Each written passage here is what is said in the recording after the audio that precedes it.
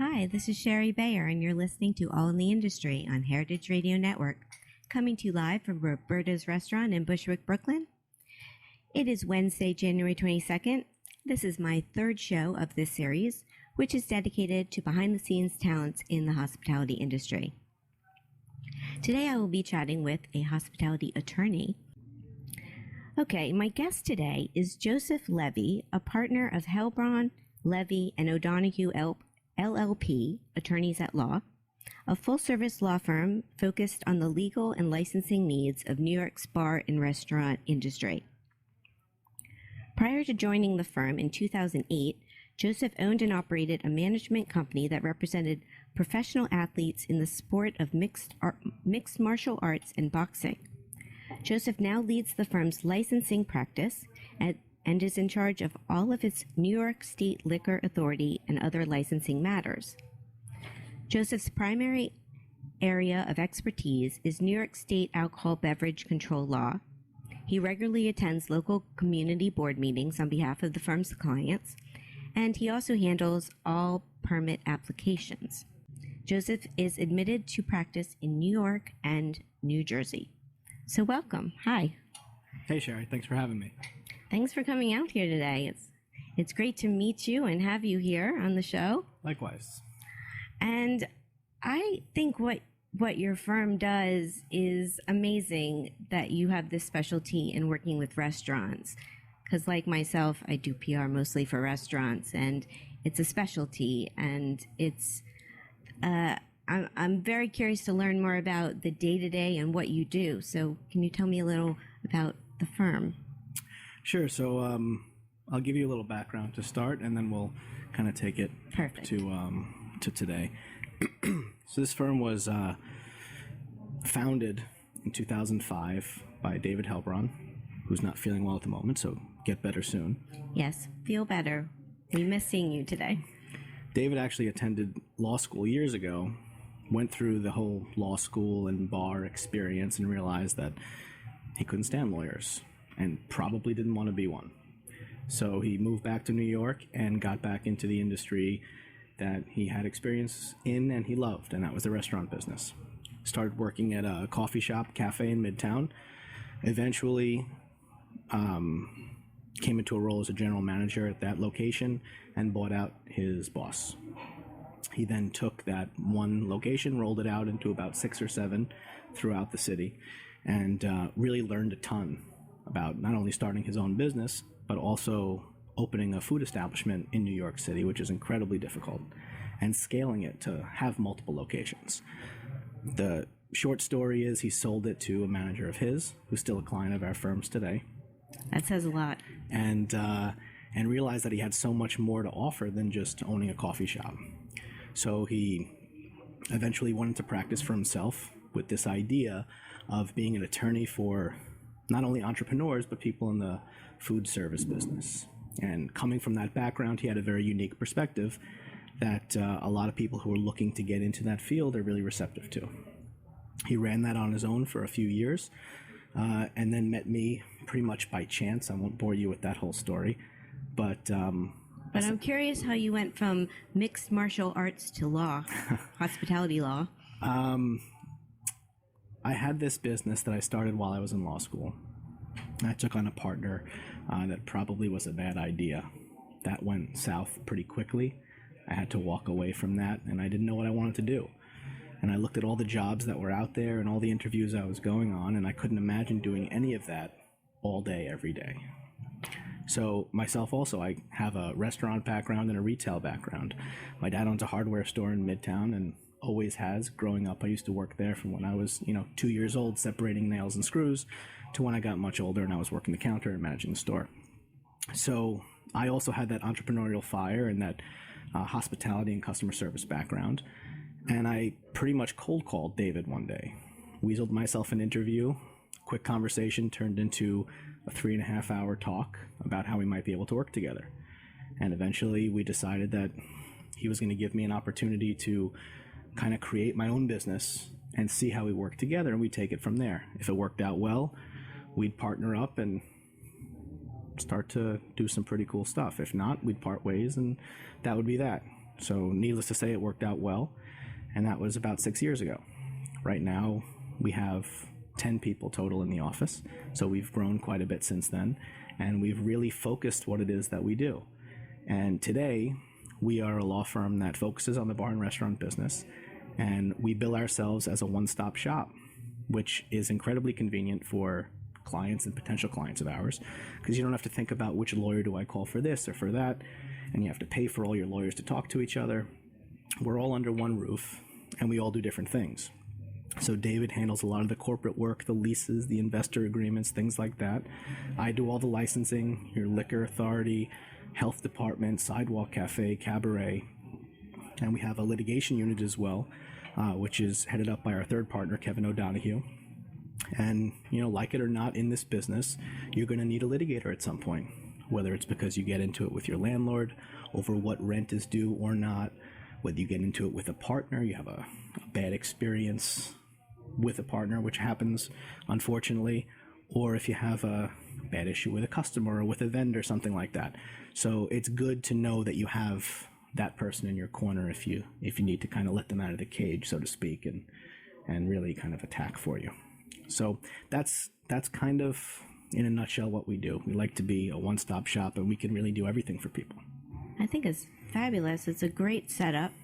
And what are some of the restaurants you're working with now? We have about, I'd say, over 1,000 restaurant and bar clients throughout the city. I'll give you a couple. We're here in Brooklyn, so I'll give you a lot of Brooklyn guys. We work with Andrew Tarlow, so Marlowe and Sons Diner, Achilles.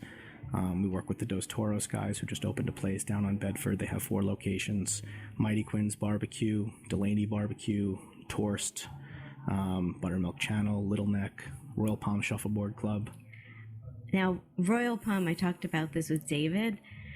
My old camp friend, Ashley Albert, is the owner there. Yes. So everything comes full circle, right? Mm-hmm. Absolutely. Small world.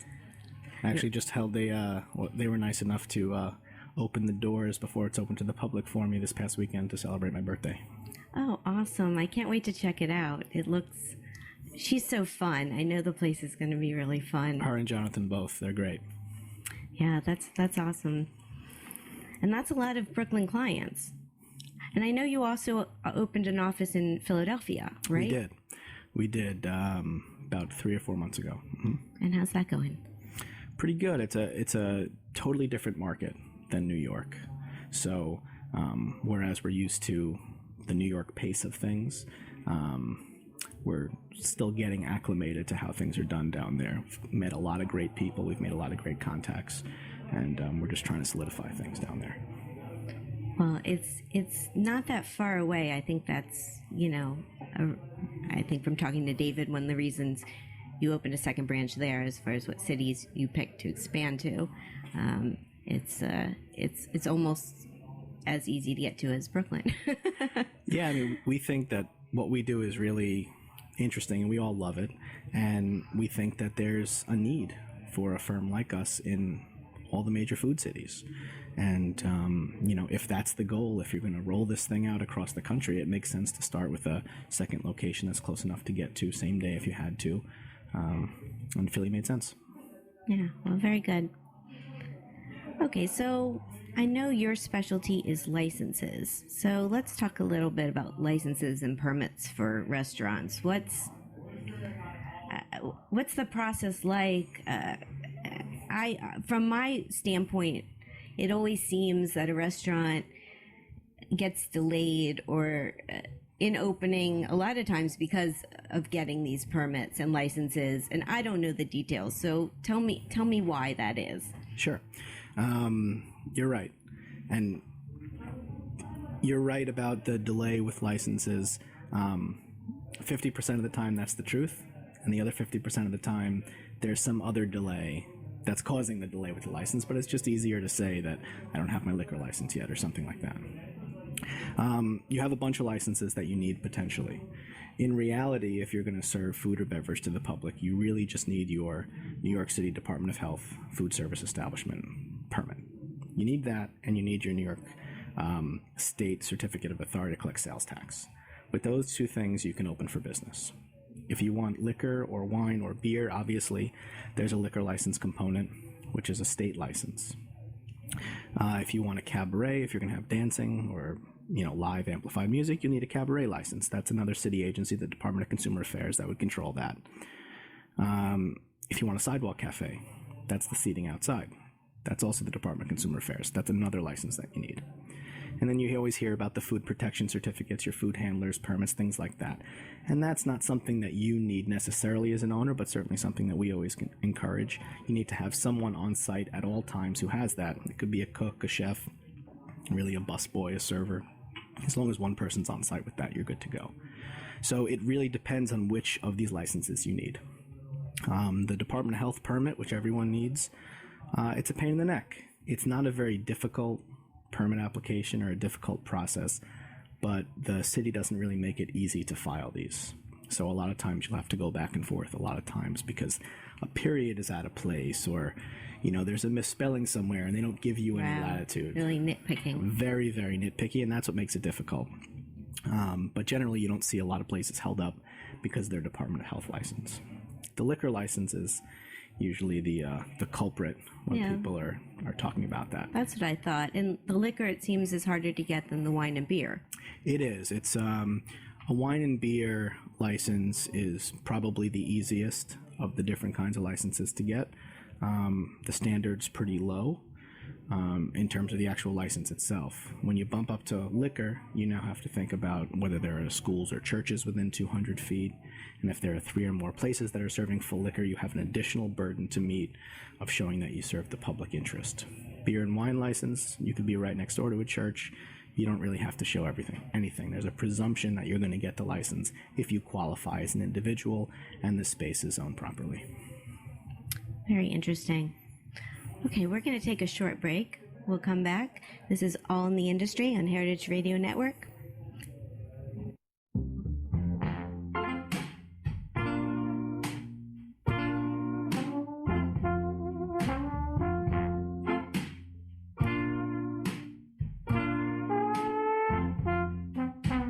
You're listening to Cryin' Blues by the California Honeydrops on heritageradionetwork.org.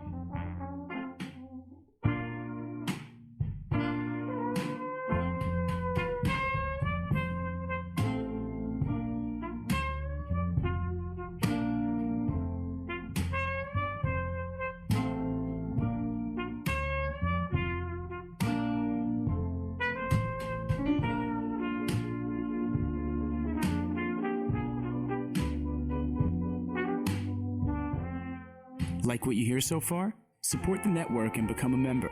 Membership helps us bring you the best food radio in the world and gives you access to thousands of dollars in discounts at the sustainably minded businesses that support us.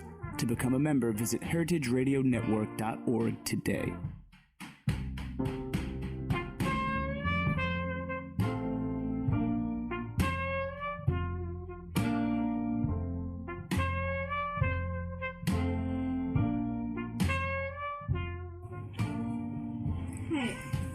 Hi, welcome back. I'm your host, Sherry Bayer, and you're listening to All in the Industry on Heritage Radio Network. My guest today is Joseph Levey of Helbraun Levey and O'Donoghue, and we're talking hospitality law.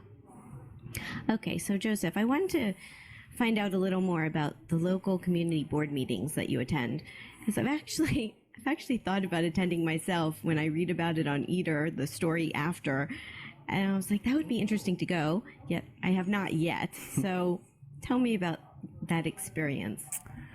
Well, it is an experience, that's for sure. There are so many different community boards throughout all 5 boroughs that it's hard to lump them all together. But the ones that you read about in Eater and the other publications are generally Manhattan 2 and 3 and Brooklyn 1. Those are the ones that get. Why is that? I think it has to do mostly with the concentration of places and liquor licenses, combined with people who have lived in those neighborhoods a long time that have some quality of life concerns with more and more restaurants and bars coming into their neighborhoods. So Community Board 3 is probably the most notorious. What district or area is that? So that's Manhattan's Lower East Side, East Village, and Chinatown. Well, it's probably very active. There's a lot going on in that neighborhood. Very active. Those meetings are, second Monday of every month, and they generally start around 6:30, and they could go until 1 or 2 in the morning. Wow. Yeah. Yeah. So I have to clear my schedule the second Monday of every month. But, it's a process, and it takes as long as it takes. The applicants have to come in, and it's essentially a meet and greet with the neighborhood folks. And you have to show the people in the neighborhood who you are, what your concept is, what you want to do. And you have to be pretty specific with what your method of operation is going to be. The more specific you are, the better people feel about it. The better people feel like it's an idea that you've actually thought about, as opposed to came up with, with your buddy one night on the back of a cocktail napkin.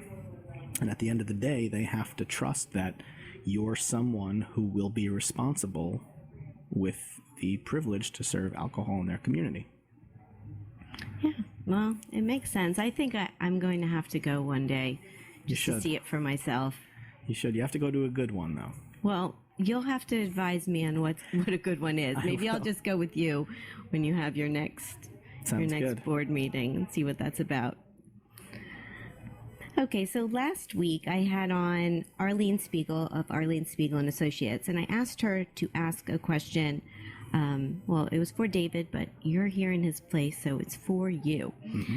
The question is a loaded question. It's, please list the top 10 things restaurants need to know so they don't get sued. All right. How about we make that question the top 10 things that restaurants need to do to not get into trouble instead of not get sued? I think Arlene would be okay with that. So okay. Yes, go ahead. So as far as lawsuits go, it's been a pretty hot button issue lately, the tip pooling thing.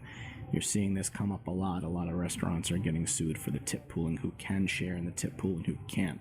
And I am definitely not a professional expert on that kind of thing, so I won't talk too much about it, but people in the industry know what it is, and it's certainly a big issue that's resulting in a lot of lawsuits lately.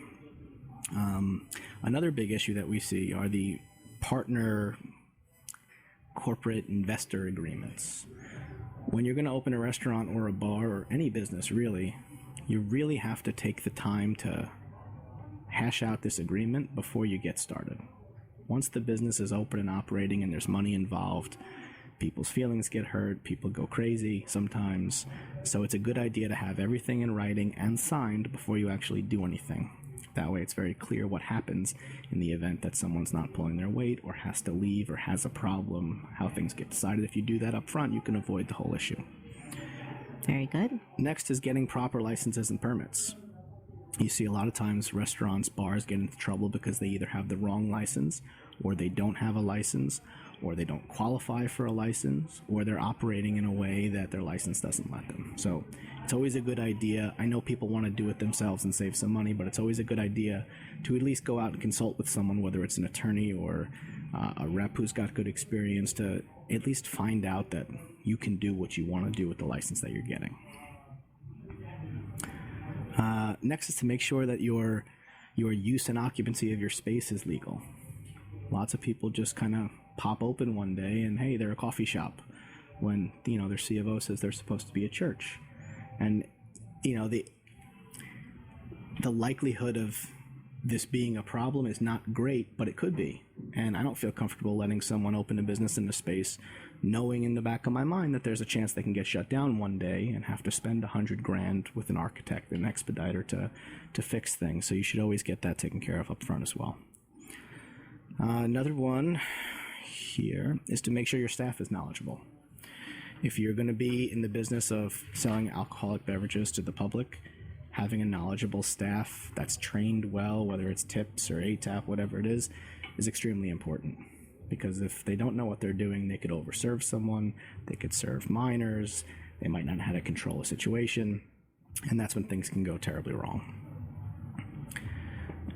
This is all excellent advice. I appreciate you going through all of this. My pleasure. The next thing I'm going to say is that people should work with their communities and their neighbors as much as they can. I totally understand that sometimes one side or the other is completely unreasonable, so I wouldn't tell you always to, but you should go above and beyond, because the people who live next door to you or above you or across the street from you, if they're asking you to do something simple and you don't do it, they might call 311 every day. And that's every day the police are going to come to check out your place. And that's a hassle you don't need, where if you're nice and polite and respectful and you're willing to work with them, make compromises, things like that, it could be a much better relationship moving forward. Everything makes sense too, what you're saying. It's like common sense, but maybe not everyone thinks all this through when they're going to open a restaurant. Yeah, when you open a business and you put your life savings into something and you pour your heart and soul into it every day, it's very easy to get emotional about things. So these things might seem like common sense, but when you're in it and it's your investment, it's your life savings, it's your child's college fund, whatever it is, it's very easy to get emotional and maybe not see so clearly. Awesome. Well, that was excellent. Thank you. Sure. So what's a project you're working on now that you're excited about, or something new coming up that we should know about? I've got a good one, actually. It's fairly local too. There was a restaurant in Williamsburg called the Dressler. Yes, I've been to the Dressler. And Polo Dopkin was the chef at the Dressler, earned them a Michelin star. And, the Dressler is gone, and Polo had moved on, and he's got a new restaurant concept that's going to be going right back in the space of the Dressler. Oh, cool. So that's a nice kind of coming home story. And they're in construction now, and they're going to open later this year, and that's a pretty exciting project. That is exciting. I think Dressler was, changed that neighborhood, one of the first restaurants in that part of Williamsburg that was doing excellent food service restaurant, kind of bringing people to a destination they might not have gone to before. Absolutely. So that is exciting. And then you were telling me a little that you're working with John Fraser and at his new place, right? Yep, John's new place at the Standard is going to open shortly. I think they're in previews or something like that right now, and that's going to be a very exciting project. So we've known John a long time, and obviously we wish him the best. Yeah, well, I look forward to checking that out. I think I read it's opening soon, this week. Okay, great. We're going to take another quick break, and we will come back with my speed round and industry news. This is All in the Industry on Heritage Radio Network.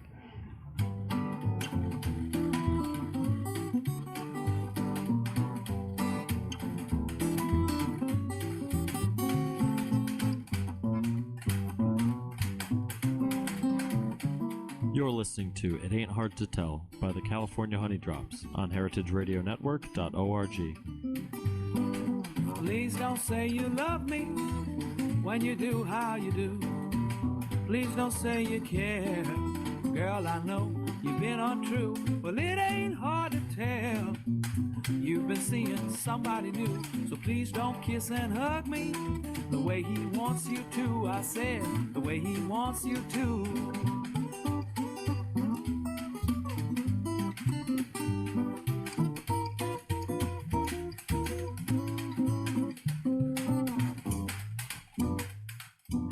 Hi, I'm Steve Jenkins from Fairway Markets. I've devoted my idiot career to the old ways, the old recipes, the old tools, the old geography of where serious foods come from for centuries. And I've strived to make these wonderful things available to New Yorkers for 37 years, so it's a fait accompli for us to support Heritage Radio Network. And I hope you will too, and I hope you'll keep tuning in. For more information, please visit fairwaymarket.com. Please don't say you love me when you do how you do. Please don't. Hi, welcome back. This is All in the Industry on Heritage Radio Network. I'm Sherry Bayer, and my guest today is Joseph Levey. Okay, Joseph, it's time for my speed round questions. All right. Basically, I'm going to give you a choice between two things, like chocolate or vanilla, and you just pick your preference. Sounds good. Okay, here we go. Eat in or eat out? Eat out. Wine, beer, or cocktail? Cocktail. Tasting menu or a la carte? A la carte. Small plates or large plates? Small plates. Uptown or downtown or Dumbo? Downtown. Coffee or tea? Coffee. Tipping or all-inclusive charge? Tipping. Dessert or cheese plate? Dessert. Representing athletes or chefs? Chefs. New York City, Philadelphia, or New Jersey? New York City. You're done. Fabulous. I threw in Jersey there because I know it said that you practice in Jersey as well. Mm-hmm. But we didn't talk about any Jersey clients today. We don't have any. We really don't do anything in Jersey. I'm just licensed to practice there. You never know. It could be. Yeah. It's good to have that. So, very good. Okay, restaurant industry news of the week. So there are a few things that came out very recently. One of them, yesterday, New York Magazine's Grub Street article on New York's chefs going to Philadelphia. I guess I've had Philadelphia on my mind, knowing you've had to have a new office there. So I was actually expecting this article to be more about restaurants such as Shake Shack and Joe's Coffee and Serafina that have opened branches there. But the article is actually about some chefs like Peter Superco, who used to work at Momofuku, how he's opened a restaurant there, and how these New York City chefs are leaving New York restaurants and going there, and the differences between the scene there and here. So I thought it was interesting. It is, and Peter Serpico is, he's a guy who went down there, opened a great restaurant. I've actually eaten there. The food's fantastic. What we see, at least from our perspective, is they find Philadelphia a lot more accessible. The rent is much less. It's a different pace than up here. It's a much more accessible market, right. And it's less expensive to get a project off the ground as well. Yeah, true. It seemed the article is saying that the rent is different, the traffic's different, everything's different, and there's, I guess, pros and cons, or just figuring out what works for the restaurant was the challenge of these chefs are having, but they're having success. Mm-hmm.